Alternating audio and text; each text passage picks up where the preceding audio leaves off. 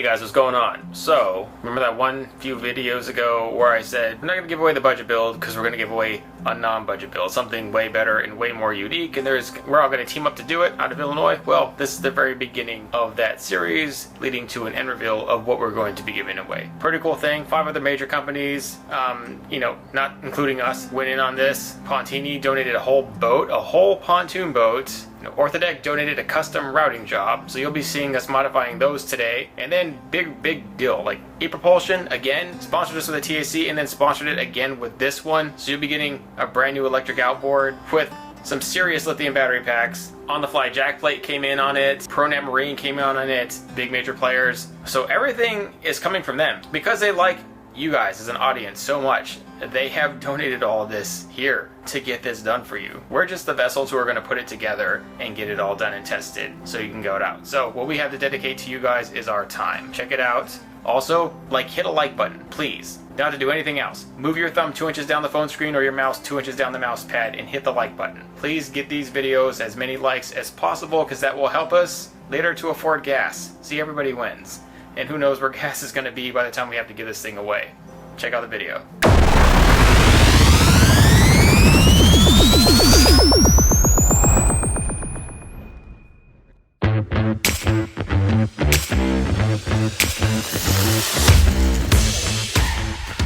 Illinois gets its fair share of smearing from the media, but what you don't see is stuff like this. Stuff that actually makes it really worthwhile to live there.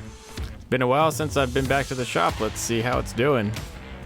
If you've ever ordered any sort of aluminum products from us, just know that that's the bulk majority of what we actually do here. Building boats is a very small part, but it's actually these products. They're just being built, bent, welded, refinished, and then powder coated if you want that. Anything from trolling motor trays, to standard hatches, to dry track drop-in hatches, all the way to boat refinishes, and even our own boat line that we are developing currently. That's all in the works here. Oh yeah. And live wells. Pretty much any size live well you can dream of. But what we're really here for is this thing. Quite possibly the best family fishing combo boat that we're going to be able to make. One that can actually truly do it all. One of the frequent questions I get is, Mike, can you put a live well inside a pontoon boat deck? Well, I can't speak for all pontoon boats, but I can speak for this one, and we sure as heck did it. What's exceptionally awesome about this live well and cooler combo is that, well, you don't need any plumbing hose. You just need holes and a pump, and it all just bleeds out underneath the boat. So this is actually really easy. The hardest part was actually installing it to a part where it was going to be useful. Later on, we're going to have to do things to even make that more feasible. Right now, we have to attack the deck issue. We want to turf the top of the boat, but the boat is made out of all aluminum extruded seat channel where it's grated on top, and it just isn't going to work well for what we want to do. So we're going to take thin sheets of aluminum and make the deck flat. We're also going to be installing T-tracks because we have front guardrails. Every pontoon boat has those, but these ones will be able to be taken on and off with the T-track system, allowing us to have a true fishable front, making this actually nice to fish as a pontoon boat, which you'll see later on in the completed version. But right now, it's all about getting it precise and on point. Cutting it and forming it, that's all fairly easy. Just one cut for the live well, and the rest of it's symmetrical.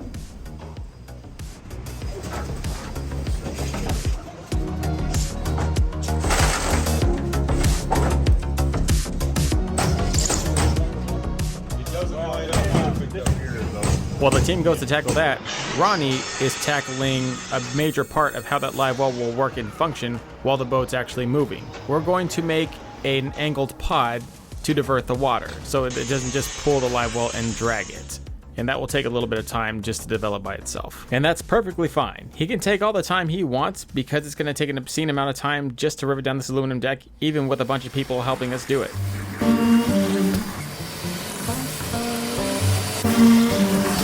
What you doing there? Well, buddy. You look a little questionable. What's that? You look a little questionable right there. Professional around here. Professional.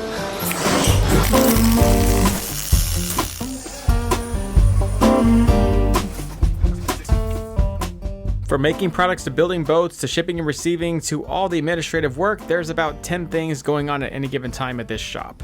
After all the measurements and the cutting and the bending on the brake, Ronnie has finally got the first piece done. We're gonna go do some slight trimming to get it perfect, and then we're going to test fit it underneath the boat. Before Ronnie goes any further with the prototype pod, he's gonna go ahead and test fit it underneath the boat.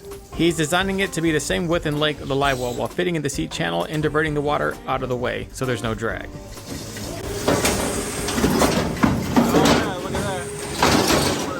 One of the bigger unsolved mysteries of the world is why does it take so long to install a sheet of aluminum to a deck, even with a bunch of well-adjusted, hard-working individuals going together? It takes freaking forever.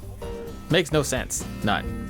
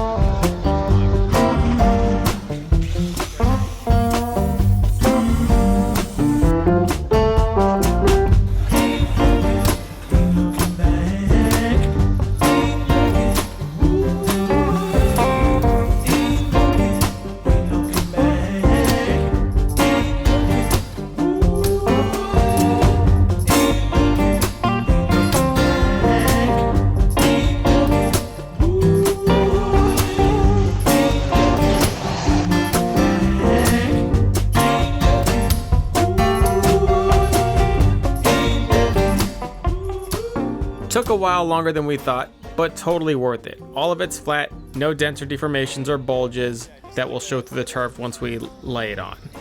Once we have a plan for how we're going to put the T-track, what we're going to use, we go ahead to move on to prepping the deck. We want to give it a grate underneath, that way when we do the turf on top, you'll have that backsplash showing through, versus just the raw aluminum, which isn't terribly favorable for any sort of colored turf design. And to prep it for painting, we give it a very rigorous sanding in the areas that we will need to paint, leaving the areas that don't need to be painted blank. The paint we used for the deck was locally made by a professional paint place, and I don't actually know the brand, but we'll put it in the link in the description area below if you want to know the brand of the paint. Otherwise, Rust-Oleum oil-based enamel with a good primer will also work. But wait, there's one thing left. Now that the deck is done, Ronnie is now going to finish up the pod. He's making the back piece, which will all mount together in a two-piece structure, welded up, and then it will be placed underneath the boat to divert the water, so the water simply doesn't drag on the live well and eventually cause problems. We work closely with a shop down the road that has precise machinery that would have got this done a little bit more intricately sound. But since this is on the fly and we need it now, we're using what we have in the shop. As part of the shop's continuous professional growth, we are going to invest in machinery down the line though, but not today.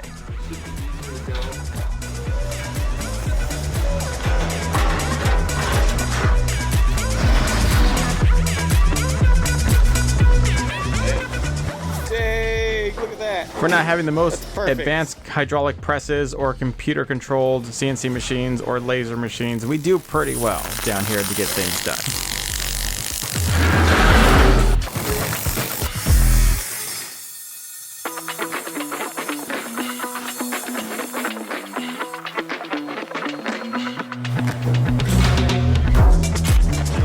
The Pontoon deck is actually built really well. It's all aluminum C-channel, graded. It's extruded that way, and it's all put together and welded and then supported with a bunch of aluminum underbraces. Very, very thick, very robust. And we're able to finagle all this stuff in between all that to be able to mount this pod inside some of the seat channel underneath from the deck. We initially mount it with rivets, and then later on we go and we weld it in crucial spots that are going to give it longevity. And a lot of us thought it actually just looked cool like this. You know, stick some basic turf on it, and then it's fishable right there. The whole thing is just a big floating dock. Which you start to form the ideas of what it could be. What it could be is the ultimate ski and fish tiny boat. Something that no other tiny boat could actually really do. No, everybody gets one. Okay, everybody gets one. Yeah. Quick reminder that this video is brought to you by our store, tbnation.net, where if you can't find everything you need to build a tiny boat, you're doing it wrong. We also want to thank all the sponsors who came in here. There is quite a bit, some 30 grand worth of stuff. Boat, lights, turf, everything included. We're just the vessels who are putting it together. And so quick look at some of the stuff that is going to come in the upcoming videos for this build. After this, can't wait to show you all those things. They're pretty cool, but they'll have to wait. But a quick shout out to EPropulsion, OnTheFly, OnTheFly Jack plates, Plashlights, and of course Pontoon for donating an entire boat. Thank you guys so much.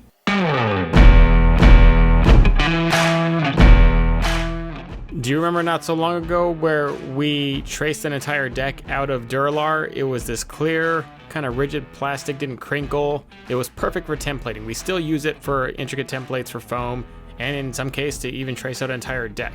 Well, they do the same process if you wanted a complete foam custom deck. Assuming you didn't want to go the DIY self-routing route and you wanted it professionally done, you would obviously have your deck completed, so let's hurry up and complete that. Then you would lay it on top of your deck and you would just trace it, and you would give specific measurements, precise measurements in the angles, and you would send that all away. But you can also just request a custom kit from OnTheFly and they will send you a box just like this. It'll come with a marker and a manual showing you all kinds of different stuff you can do with it and exactly how to do it. They show you what's entitled in the kit, the tools that you will need, and how to lay it out. They'll show you the measurements, some of the patterns you can choose from, some things you can think about while you're doing it. Then they send you this stuff.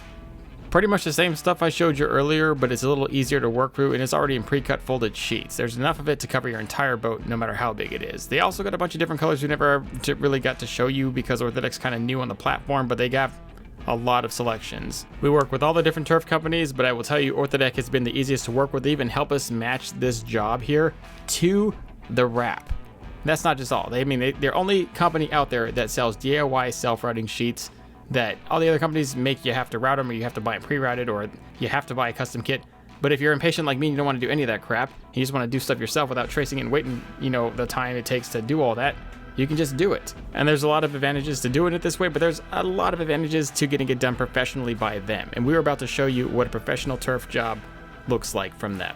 I'd also like to mention that we got this turf job scanned. We did not use Duralar. That's like the really good DIY way to do it, but if you are close to one of our locations, either in the Southeast or the Midwest here, you can just get your entire boat scanned and we will send the electronic template to OnTheFly and get it back like this.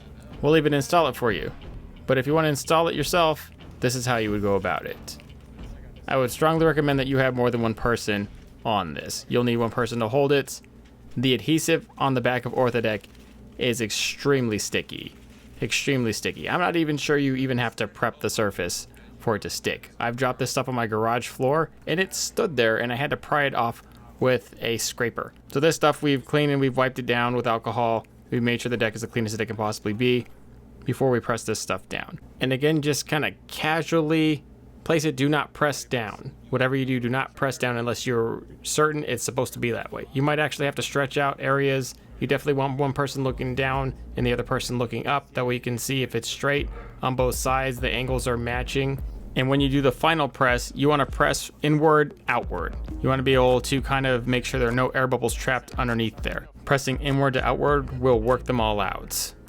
If you didn't work them all out, once you actually get this whole thing done and it's in the sun for a little bit, you'll know immediately. You'll see the air bubbles. Don't worry, it's actually a very easy thing to fix and it's not a big problem at all. But the less air bubbles, the better. So just inward, outward. Something I missed earlier was that before we even started to apply this to the deck, we laid it all out to make sure it was going to fit correctly. There is going to be a gap. It is going to be, I think, 1/8 or 1/4 less on each side. That way, if there is an area where you got to stretch it, or there's an area where the Duralar or some miscommunication, it'll be all right. You'll be able to work it out. Now you can get it with no gap, but it better be absolutely 100% perfect when you lay it on. So just for ease of use, and also reason why we painted it earlier, so the gray would show underneath it like this, and it would look pretty good. We could have painted it any color. Could have painted it blue. Could have painted it black. But we chose the gray. We thought it would look the best against the color scheme.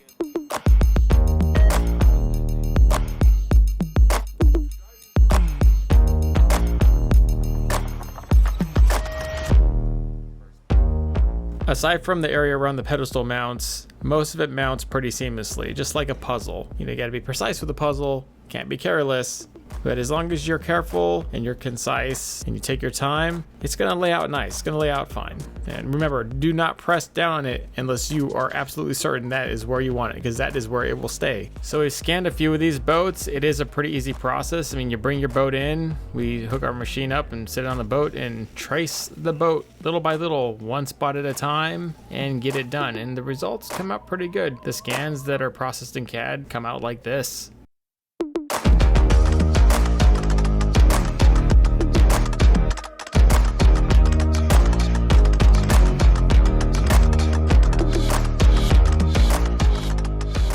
Well, folks, there you have it. A brand new custom turf job brought to you by Orthodeck on the Pontoon. Came out pretty sweet, but how does it compare to doing it yourself? Is it worth it? Well, you got to ask yourself one question. Do you have more time than money, or money than time? Or do you just like to be creative? Or do you tell yourself when you look at something like this, you're like, I don't have time for that. I got things to do.